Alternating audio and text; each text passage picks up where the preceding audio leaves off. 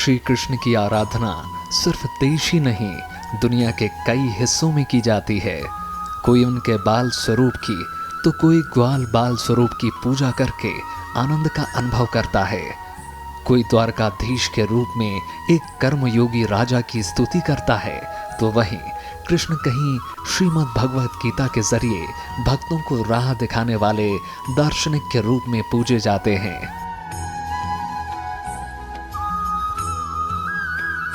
कोई किसी भी रूप में श्री कृष्ण को पूजे, लेकिन हर रूप में उनके प्रेम का संदेश मिलता है।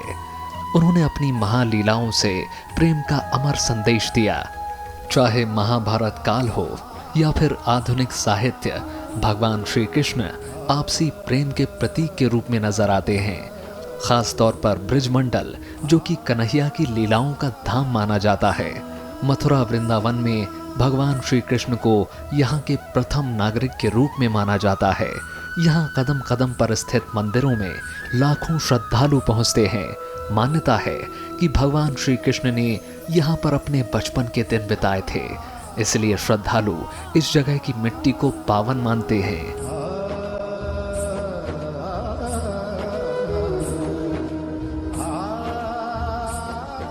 ब्रिज वो है जहाँ यमुना की लहरों में मुरली के सुर बहते हों, जहाँ हर तरफ अपने कन्हैया के प्रेम में सराबोर श्रद्धालु आराध्य के दर्शन करते हों, जहाँ हर गली में ठाकुर जी का मंदिर हो और हर घर से राधे श्याम के भजन गूंजते हैं।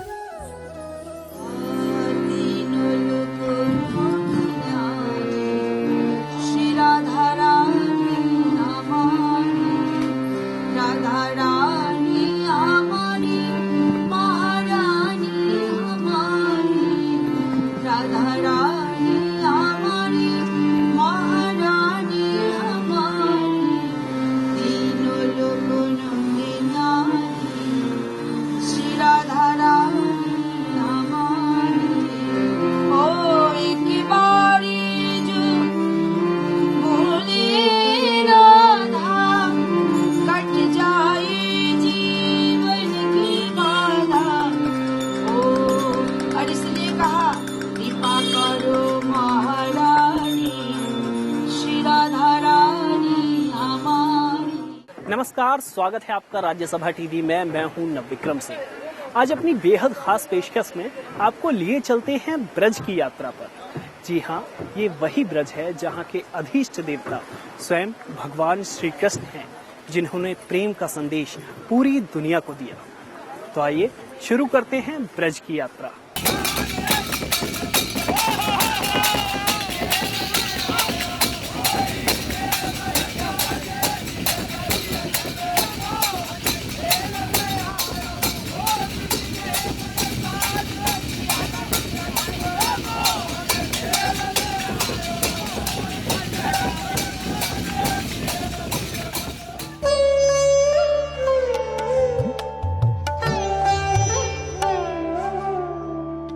ये है श्री कृष्ण की जन्मभूमि यानी मथुरा।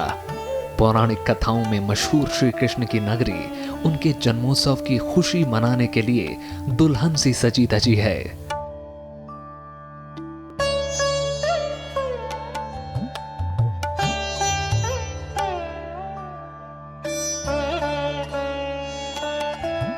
मान्यता के मुताबिक द्वापर युग में भाद्रपद महीने की अष्टमी तिथि को मथुरा के कारागार में श्री कृष्ण का जन्म हुआ था। आज उसी कारागार को कृष्ण जन्मभूमि के नाम से जाना जाता है। कंस की बहन देवकी के गर्भ से जन्मे वासुदेव के पुत्र श्री कृष्ण की लीलाएं भी यहीं से शुरू हुई थी। यह वह पवित्र भूमि है, वह महाजन्म भूमि है जहां पूर्णावतार, प्रेमावतार, रसावतार भगवान श्री कृष्ण का प्राकट हुआ, जन्म हुआ। जन्माष्टमी के दिन ऐसी मान्यता है कि सारा संसार नहीं, सारा ब्रह्मांड उस अनंत कोटि ऊर्जा के दर्शन करने के लिए पधारता है। भगवान की वह पुण्य प्राकट्य भूमि जहां नारायण का प्राकट्य हुआ, इस दिन कृष्ण जन्मभूमि का महत्व अवर्णनीय है। भोजवंशी राजा उग्रसेन के नाती कृष्ण की ये धरती का ब्रज की यात्रा में काफी महत्व है। मान्यता है कि ब्रज की यात्रा में सबसे पहले कृष्ण की जन्मभूमि का दर्शन किया जाना चाहिए।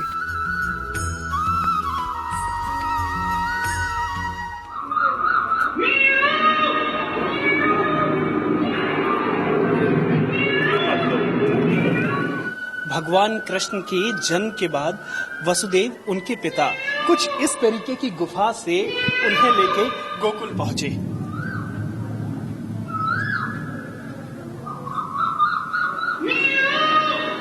कुछ इसी तरीके की आवाजें थी और इसी तरीके का माहौल था।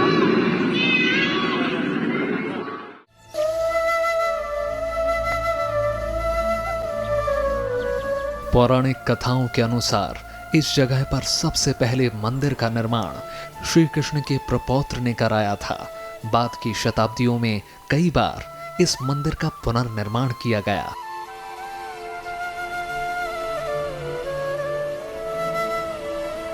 मंदिरों के अलावा ये हैं दूर तक फैले मथुरा में यमुना के घाट। द्वापर युग का ये नगर यमुना नदी के किनारे बसा है।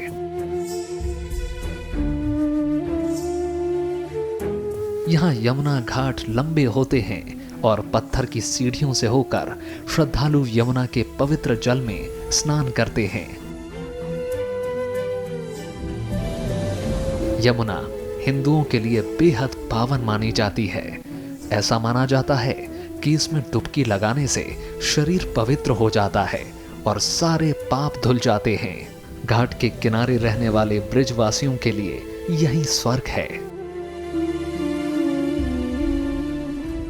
और जहाँ से जन्मभूमि में से पैदा हुए थे, हमारे घाट पे ही होके भगवान लेके गए थे देवकी वसुदेव दोनों माता पिता को, गोकुल कान्हा को। ये भैया मथुरा है ना, ये हमारे मन में भाया हुआ है, हमारे दिल में भाया हुआ है। यहाँ से कहीं जाने का मन ही नहीं करता है। चले जाते हैं, एक दो दिन रुकते हैं कहीं पे, फिर मथुरा में ही आ जाते हैं। घनघोर अंधेरी काली रात और सिर पर टोकरी में बाल कृष्ण को लेकर वासुदेव मथुरा के कारागार से लेकर गोकुल के लिए निकल पड़े। उफनती यमुना की लहरें थमने का नाम नहीं ले रही थी। वो बार बार कृष्ण तक पहुंचने की कोशिश करती और वासुदेव उन्हें बचाने की। मान्यता है कि जब यमुना जी ने नवजात कृष्ण के पांव छू लिए तो वो खुद ही शांत हो गईं और वासुदेव अपने लल्ला को लेकर पार जा सके।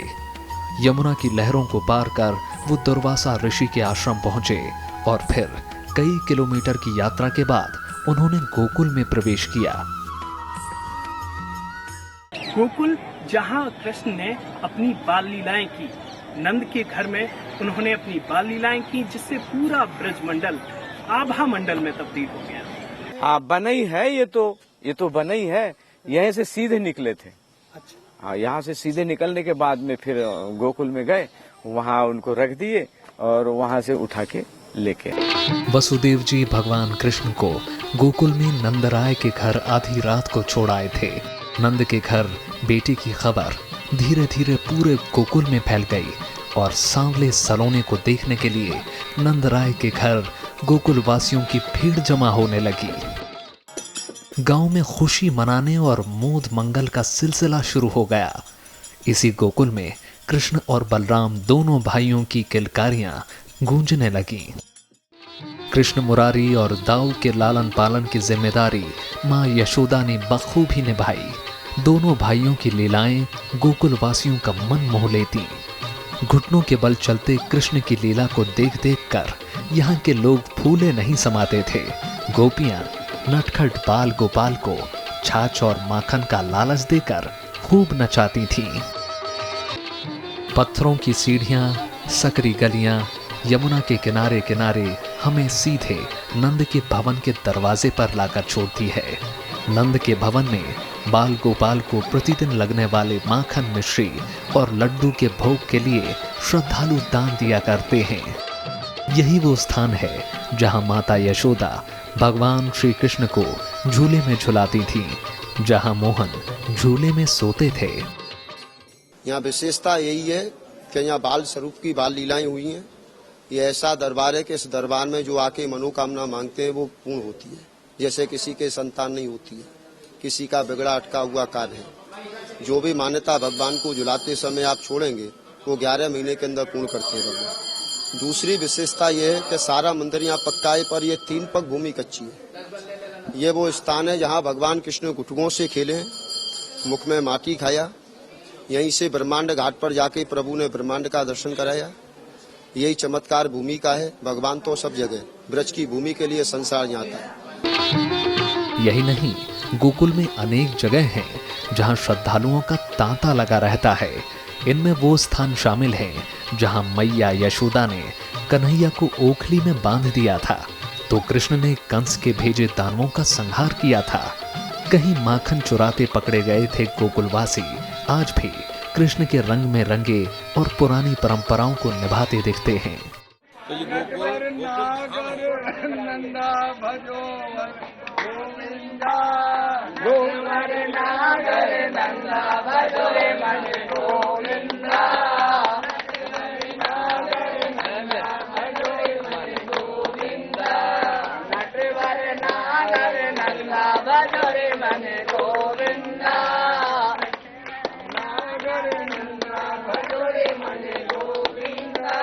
तो ये गोकुल धाम है। गोकुल का कृष्ण का जन्म हुआ मथुरा में। अगर जाना चाहते तो चाहे भगवान चले जाते, पर गोकुल में क्यों आए? क्योंकि ये ब्रज धाम है। यहाँ पर आज भी गोकुल में प्याज नहीं बिकती है, लहसुन नहीं बिकती है, पुआ उड़ता है ना, वो नहीं रहता है। क्यों कि ये ब्रज भूमि है। इसके लिए देवता भी तरसे हैं। कृष्ण भगवान ने जन्म लिया और गोकुल में इधर पहली बार इधर आए। यहाँ पर 6 दिन के थे, तो 6 दिन में कंस ने भेजे पूतना को मारने के लिए, उसका उद्धार किया। कृष्ण भगवान की 3 माता थी। 3 माता कौन थी? देवकी, इसने जन्म दिया। यशोदा मैया, इसने पाला। पूतना, इसने दूध पिलाया। गोकुल में स्थित रमण रेती मंदिर में हर तरफ से रेत ही रेत है, जहां से कोई भी कृष्ण भक्त रेत में लेटे बिना नहीं लौटता। मान्यता है कि भगवान कृष्ण बाल रूप में यहीं अपने सखाओं के साथ खेलते थे। ये उनकी क्रीड़ा स्थली है। रमण रेती यानी ऐसी रेत जिसके स्पर्श से आनंद हो, और रमण रेती आश्रम की रेत कुछ ऐसी ही है। रमण रेती मंदिर में सैकड़ों संत निवास करते हैं। यहाँ लोग अपने आराध्य के दर्शन से अभिभूत होते और भजनों में झूमते हैं।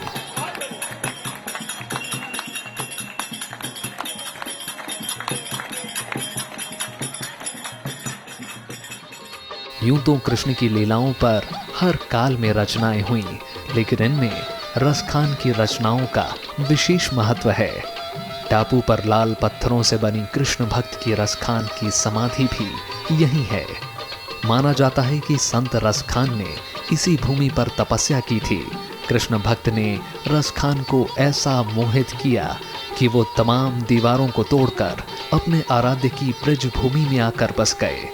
उनके काव्य में ब्रज की महिमा और राधा कृष्ण की लीलाओं का मनोहरी वर्णन मिलता है। आज भी लोग यहाँ संत और भक्त रसखान की समाधि पर श्रद्धा सुमन अर्पित करने आते हैं। हर साल भंडारा होता है और यात्री बहुत आते हैं, खूब दर्शन करे। दूर दूर को बाहर के आदमी बहुत आते हैं। यहाँ पहले कोई साधना नहीं आती, और रसखान कन्हैया की कृपा से अब साधना है रही है। सरकार की भी साधना है रही है, और पहले कोई साधना नहीं थी। यहाँ कोई लाइट नहीं आती, न पानी आता, न कोई रहता। आज भगवान गुरु महाराज की कृपा से, रसखान भाई की कृपा से, रसखान की कृपा से, और अब सरकार भी यहाँ बहुत बड़ी मदद कर रही है। ये स्थान का नाम बोलते हैं रमण रेती। बोलते रमण रेती लेटो नहीं, कियो न यमुना पान, हे नर तेने जानो नहीं, इस ब्रज को तत्वमहान। यहाँ की मान्यता है जो रमण रेती में आके लोटपोट होके नहीं जाता है और यमुना जी के घाट पे जाके यमुना जी का पान नहीं करता है तो मथुरा वृंदावन का लाख दर्शन करे, लेकिन यहाँ आने का कोई फल प्राप्त नहीं होता है। यहाँ रमण रेती में लोटपोट होते इस बात से कि हमारे शरीर के रोग दोष कष्ट पाप दुख दर्द सब यहाँ दूर हो जाते। यहाँ जो लोटपोट होके जाता है उनके कपड़े गंदे नहीं होते। यहाँ ब्रज भूमि में लोटपोट होने से ब्रज की रज आपके कपड़े पे भी लग के आपके घर गाँव तक जाए तो अपने आप को धन्य मानते हैं। ये भगवान का खेलने का स्थान है। यहाँ भगवान कृष्ण गौ चराने आते थे, रमण करते थे। रमण भी ब्रज भाषा में बोलते हैं खेलने को, पलटी मारने को, गुलाटी मारने को। भगवान ने रमण किया तो भगवान का नाम ही रमण बिहारी हो गया।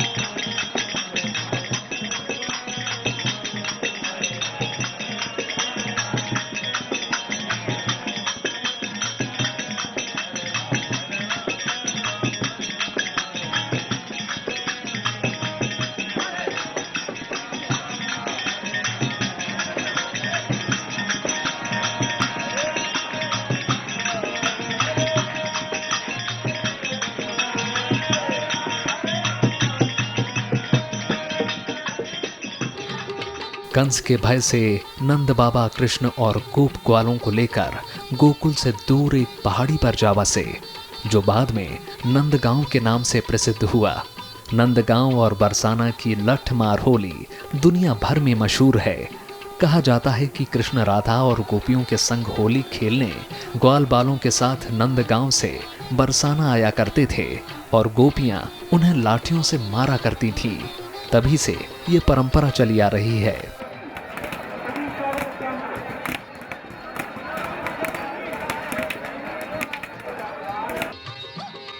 गिरधर गोपाल का बचपन गोकुल और नंदगांव में बीता। वृंदावन की गलियों में उन्होंने अपनी चमत्कारी लीलाओं से आनंद का रस भरा। श्री कृष्ण की याद में बना ये मंदिर उनके नाम से ही प्रसिद्ध है, श्री बांके बिहारी मंदिर। वृंदावन में स्थित बांके बिहारी मंदिर का निर्माण शास्त्रीय संगीत सम्राट तानसेन के गुरु स्वामी हरिदास ने किया था। भगवान कृष्ण को समर्पित इस मंदिर में राजधानी शैली की बेहतरीन नक्काशी है। कहा जाता है कि स्वामी हरिदास को जमीन के अंदर प्रतिमा मिली थी और उन्होंने बांके बिहारी मंदिर को बनवाया। ब्रज में हर रास्ता भगवान कृष्ण के मंदिर की तरफ जाता है। हालांकि कुछ ऐसे मंदिर हैं जहां भक्तों की अगाध आस्था है, जहां लाखों लोग हर रोज दर्शन के लिए आते हैं। ऐसा ही एक मंदिर है बांके बिहारी का मंदिर। वृंदावन में स्थित बांके बिहारी के मंदिर में हर रोज लाखों दर्शनार्थी अपने बांके बिहारी के दर्शन के लिए आते हैं। बांके बिहारी मंदिर को लेकर कई कहानियां प्रचलित हैं। कहा जाता है कि कंस ने वृंदावन में अपनी लीलाओं में मस्त कृष्ण की हत्या कराने के कई प्रयास किए, लेकिन जब उसे सफलता नहीं मिली तो कंस ने श्री कृष्ण और बलराम को मथुरा आने का निमंत्रण दिया। मथुरा में श्री कृष्ण ने कंस का वध किया और ब्रजवासियों को एक अत्याचारी राजा से मुक्ति दिलाई। कंस वध के बाद यमुना के जिस घाट पर भगवान कृष्ण ने विश्राम किया उसे विश्राम घाट कहा जाता है। यहाँ तड़के सुबह और शाम को यमुना जी की आरती होती है।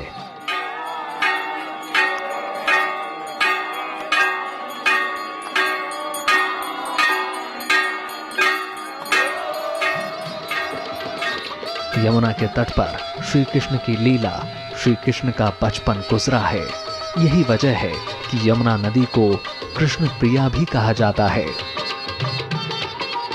यमुना के 4 घाट गवाह हैं श्री कृष्ण की लीलाओं के, इसलिए ब्रज की संस्कृति में यमुना का वही स्थान है जो शरीर के लिए आत्मा का होता है। विश्राम घाट पर बने मंदिर वो स्थान है जहां से भगवान श्री कृष्ण ने द्वारका के लिए प्रस्थान किया। यूं तो ब्रज के कण कण में कृष्ण समाहित हैं। यहाँ हर गली में उनकी पगध्वनि सुनाई देती है। लेकिन माना जाता है कि विश्राम घाट पर कंस के वध के बाद भगवान कृष्ण ने विश्राम किया और यहीं से द्वारिका गए। हमारे इस कार्यक्रम में बस इतना ही। हमारा ये कार्यक्रम आप राज्यसभा टीवी के YouTube चैनल पर भी देख सकते हैं। मुझे दीजिए इजाजत। आप देखते रहिए राज्यसभा टीवी।